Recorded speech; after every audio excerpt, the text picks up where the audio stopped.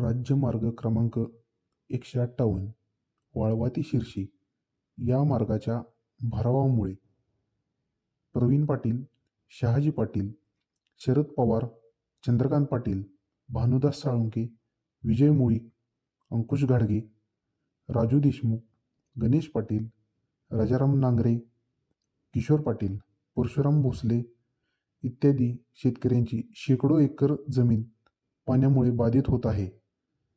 यावर प्रशासनाने काही उपाययोजना केली नाही तर सर्व शेतकरी जलसमाधी आंदोलनाच्या मार्गावर आहेत.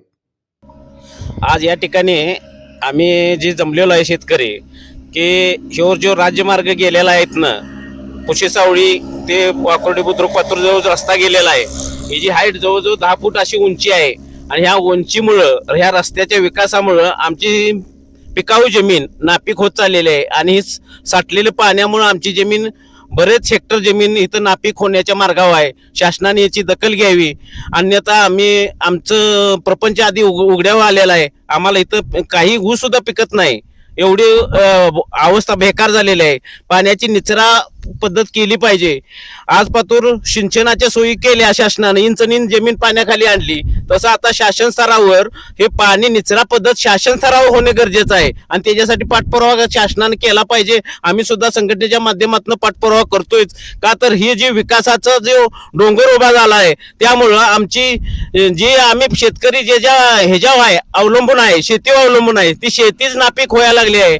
आणि तसेच समृद्धीसारखा महामार्ग किंवा आता शक्तीपीठ महामार्ग चालला आहे त्या ठिकाणी सुद्धा असं 15-20 फुटाचा भरावा चाललेला आहे आणि त्या भरावाचा परिणाम असा व्हायला लागलाय की शेतीचं नुकसान व्हायला लागलंय. शेतीचं पाणी बाहेर निघणं झालेलं आहे, शेती नापीक होण्याच्या मार्गावर आलेली आहे आणि शासनाने याच्यात त्वरित लक्ष घालावं.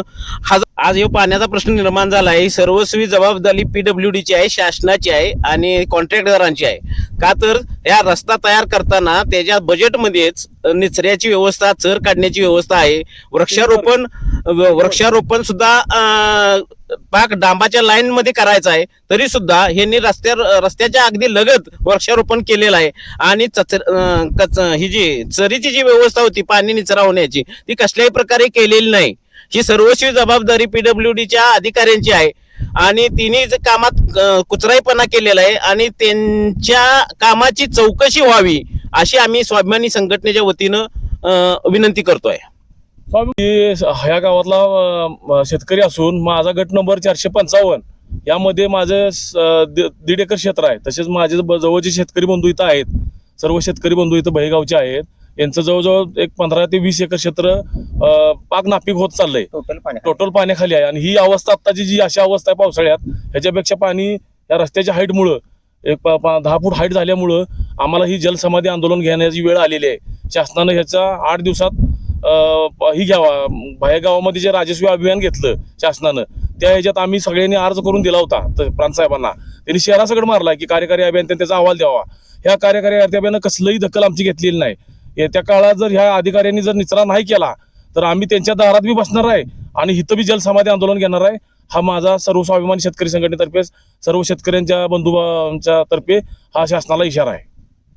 जय असो. स्वाभिमानी शेतकरी संघटनेचा खासदार राजू शेट्टींचा PW प्रशासनाचा अधिकार असो.